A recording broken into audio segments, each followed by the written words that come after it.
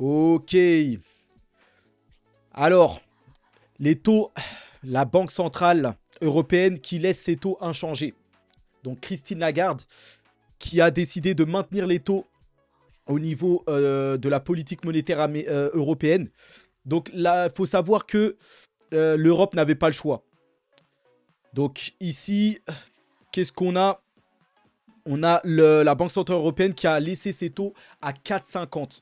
Donc, elle ne pouvait ni les baisser, puisque l'inflation est repartie à la hausse. Donc, c'est pas bon de baisser les taux, ça favorise la croissance et ça pousse les gens à consommer. Quand les taux sont plus faibles, les gens aiment emprunter plus. Donc, elle ne pouvait pas les baisser pour alimenter encore plus l'inflation. Et donc, aussi, elle ne pouvait pas augmenter les taux puisque voilà, c'est très tendu au niveau des économies. La dette est très élevée, la dette européenne. Et le fait d'augmenter les taux aurait créé une panique sur les marchés. Ils sont déjà très élevés à 4,50. Donc la seule chose qu'elle pouvait faire, c'était les maintenir à 4,50. Donc vous allez voir que ça, finalement, ça a bien été pris par les marchés. De toute façon, les marchés s'attendaient à ça. Elle n'avait pas trop le choix. Maintenant, c'est son discours qui compte. Et on va pas faire un speech par rapport à son discours. Elle va maintenir un ton ferme, voilà, comme d'habitude, et dire que voilà, le combat n'est pas terminé, tout ça.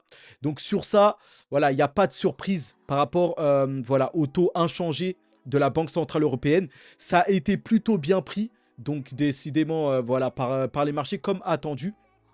Et donc, comme prévu, la BCE voit la dynamique désinflationniste se poursuivre. Donc, l'inflation qui va continuer à baisser selon la Banque Centrale Européenne.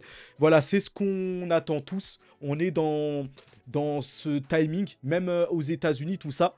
On pense que l'inflation va continuer à descendre. C'est pour ça qu'ils maintiennent les taux à ces niveaux, 4,50 pour la Banque Centrale Européenne, en espérant que l'inflation diminue sans trop impacter les économies européennes. Même si on voit que l'Allemagne est fortement impactée et l'Allemagne est déjà en récession, mais voilà, c'est ce qu'ils espèrent. Ne pas trop faire mal à l'économie, que l'économie ne tombe pas en récession. Donc 2 trimestres d'affilée avec un PIB négatif. Pour l'instant, c'est le cas. Les économies tiennent, sauf l'Allemagne qui est en récession déjà. Et donc voilà. En tout cas, c'est plutôt bien pris, comme je l'ai dit. Lagarde qui dit que ce sera dur. Voilà, enfin voilà, il n'y a pas de surprise. Je ne sais pas si elle a déjà parlé ou pas. Donc un message wokishe. Donc comme d'habitude, un ton ferme pour rassurer les marchés. On sait que les tons trop doux, en général, voilà, les investisseurs eux-mêmes n'aiment pas ça. Donc elle va se montrer stricte. Je ne sais pas si elle a déjà parlé ou pas, mais en tout cas, voilà. Tout ce qui est annoncé, les résultats des taux européen plus le discours de Lagarde, c'est globalement ce que le marché attendait. Et donc le marché n'a pas été surpris, on va dire, par voilà, les décisions européennes. Et donc Lagarde de la BCE répond à une enquête auprès du personnel, une enquête cinglante. Donc il y a une enquête contre Christine Lagarde et elle répond qu'elle est très fière et honorée de diriger l'institution. Donc pour moi, c'est un poste même trop élevé pour elle, mais bon, elle a réussi à se hisser jusqu'à ce poste. Et donc voilà, il y a une enquête voilà, contre elle. Et donc bon, on va voir si elle s'en sortira, tout ça. Donc bon, ça c'est minime. Et donc voilà, ça a détendu les marchés. Hein. Bah, ces décisions-là, toutes ces décisions, plus le discours attendu, tout ça, voilà, ça va dans le sens. Et on a les rendements obligataires européens donc, qui reculent. Donc une pression à la baisse sur les rendements obligataires. Donc voilà, la peur est partie. Les marchés s'attendaient à ça. Et donc ici, on a l'euro, bien sûr, qui se renforce. Puisque la Banque Centrale Européenne a pris la bonne décision en maintenant les taux. Ils ne font ni paniquer les marchés en augmentant les taux. Qui pourrait créer un crack au niveau des économies américaines. Et ils ne baissent pas les taux parce que l'inflation risquerait de repartir à la hausse. Donc voilà, c'était la meilleure décision possible. C'était attendu. Il n'y a pas de surprise. L'euro voilà, qui se renforce par rapport à tout ça face au dollar. C'est des décisions à court terme. Il y a de la fluctuation, de la volatilité. Il n'y a pas voilà, de surprise. En tout cas, voilà, moi je maintiens mon discours, même si voilà, la Banque Centrale Européenne fait ce qu'il faut pour, voilà, au niveau de sa politique monétaire, pour, voilà, essayer d'éviter un crack économique. Ce qui est sûr, c'est que l'euro et l'Europe va s'effondrer par rapport aux autres devises et par rapport à, voilà, aux autres pays du monde. Voilà. Et ici, Asselineau, encore une fois, parle de fin de la démocratie. Donc en Europe, vous savez, hein, on est un peu, il n'y a pas de démocratie. Il n'y a plus de RIC, de référendum d'initiative populaire, tout ça. Il n'y a plus rien.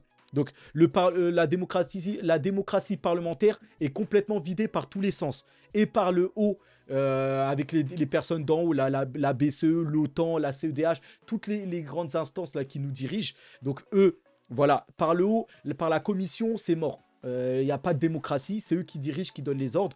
Par les côtés, surtout en France, là, le Conseil constitutionnel, eh ben, c'est mort. Ils sont tous achetés, là, les vieux sages, voilà, qui dirigent, voilà, qui donnent qui votent les lois, tout ça.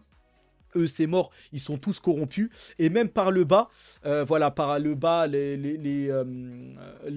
nos dirigeants politiques, les premiers ministres ou présidents qui sont censés écouter le peuple, bah, eux aussi, ils sont tous corrompus. Macron, Attal, anciennement Borne, voilà, ils usent de 49.3 et voilà, et on peut rien faire. Le peuple français ne peut rien faire. Vous voyez, donc c'est une catastrophe au niveau de, voilà, de la démocratie en Europe, tout comme un peu aux États-Unis. Hein. Mais aux États-Unis, ça risque de changer avec Trump qui reviendrait au pouvoir. Mais juste pour savoir tout ça. Ici, regardez, hein, en pleine, là, il y a une révolte en ce moment des agriculteurs. Ça a commencé en Allemagne, c'est en France actuellement. Les paysans, les agriculteurs qui mènent une fronde. Et regardez, en même temps qu'il y a cette fronde, la Commission européenne, tranquillement, la Commission européenne que je rappelle, personne n'a voté pour eux, si ce n'est les élus européens, mais bon, qui ont été mis en place comme ça, voilà, par la force des médias, tout ça. Et en fait, bah, ils ont, voilà, viennent de commettre une énorme provocation, la Commission européenne, en annonçant vouloir accélérer l'adoption du traité de libre-échange UE-Mercosur. Vous voyez, qui tuerait l'agriculture européenne et française, etc. Donc, vous voyez qu'ils n'ont aucun scrupule.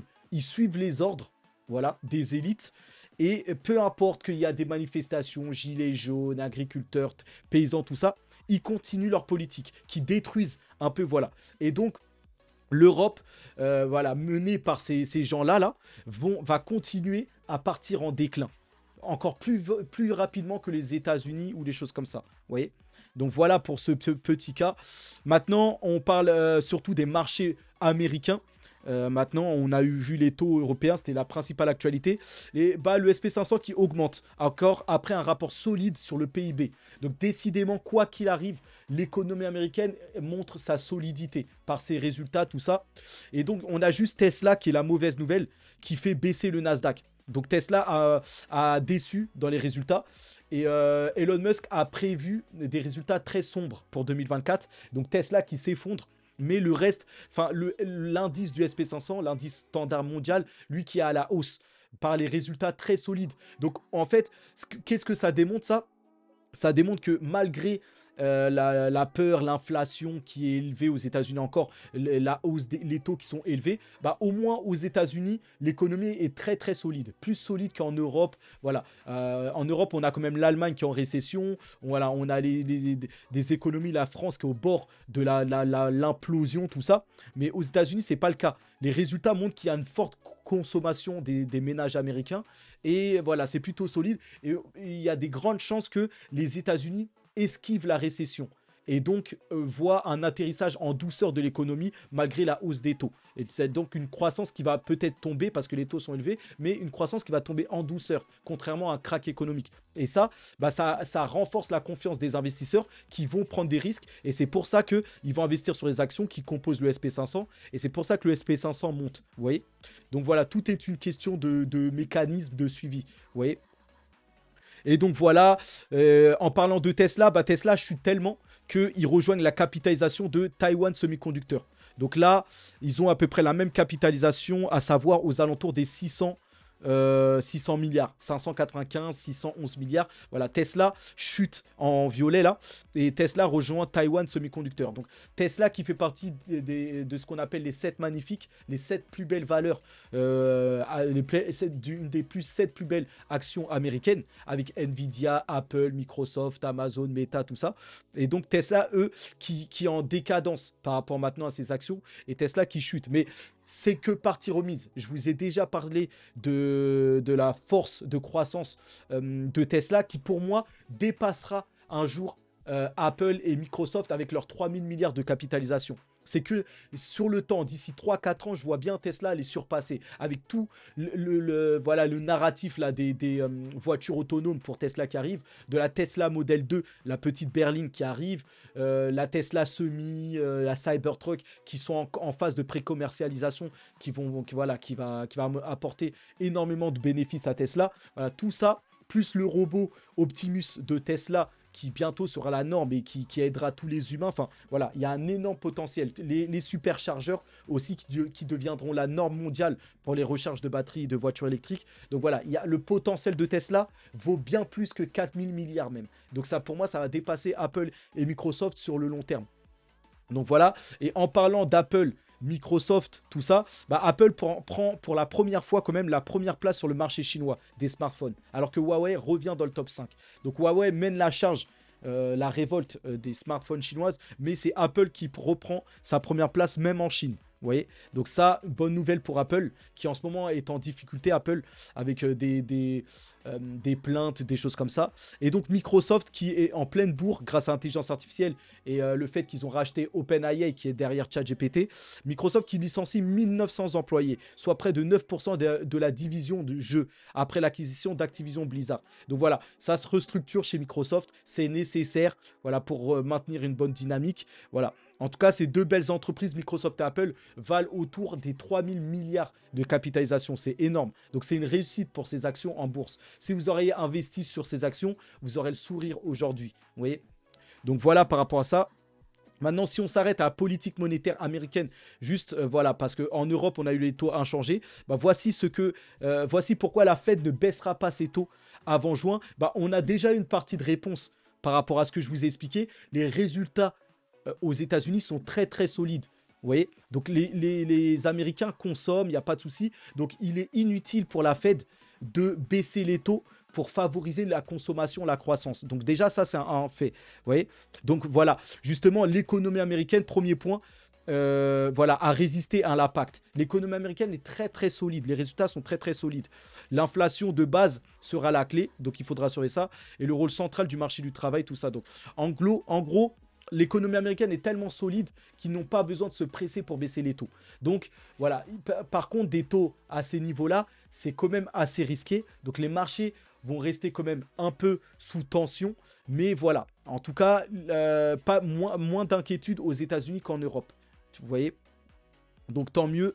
Et voilà, l'économie américaine a connu une croissance fulgurante de 3,3% au quatrième trimestre, tandis que l'inflation reculait. Donc vous voyez que, et d'un côté, on a l'économie américaine qui est voilà, avec une croissance, alors qu'elle devrait en pâtir, parce que quand on monte les taux, il y a moins de consommation américaine, donc il y a moins de bénéfices, et donc normalement la croissance devrait baisser. Et non, au contraire, les États-Unis à travers la Fed montent les taux, donc la croissance devrait diminuer, et au contraire la croissance augmente de façon fulgurante en plus, hein, alors que les taux sont élevés. C'est à n'y rien comprendre. Mais comme les Américains, le travailleur ou le ménage moyen ne sait même pas ce qui se passe dans la macroéconomie, tout ça, bah, le consommateur américain, malgré que les prix soient un peu plus élevés, continue à consommer comme si de rien n'était. Bah, tant mieux pour les Américains qui voient leur croissance très solide. Et ce qui fait que les marchés ne risquent pas de crack, de récession ou d'une période difficile pour l'instant. Alors que l'inflation continue de descendre. Donc c'est tout bon pour les États-Unis pour l'instant. Vous voyez ? Et donc voilà pour cette vidéo. Juste les cryptos, c'est morose, ça bataille encore aux alentours des 40 000. Pour l'instant, c'est un peu les ours qui gagnent, les bearish, on va dire, les baissiers contre les bullish, contre les taureaux. On est à moins de 40 000 pour l'instant, mais légèrement. Donc il y a une grosse bataille pour les 40 000. On va voir ce qu'il en est. Si il y a une perte des 40 000, on pourrait revenir dans les 35, 33. S'il y a une hausse, on pourrait Voilà, on pourrait revenir, si on casse les 40 000, on pourrait rapidement revenir à 45, voire exploser les 50K à terme. Donc on verra ça. Pour l'instant, comme vous le voyez, grosse bataille ici. Donc vous voyez. Donc on verra. Pour l'instant, ça remonte légèrement. Là, c'est sur le très court terme, mais décision imminente, hein. Là, vous voyez le rectangle vert, là, c'est là où il y a la grosse bataille, les 40 000.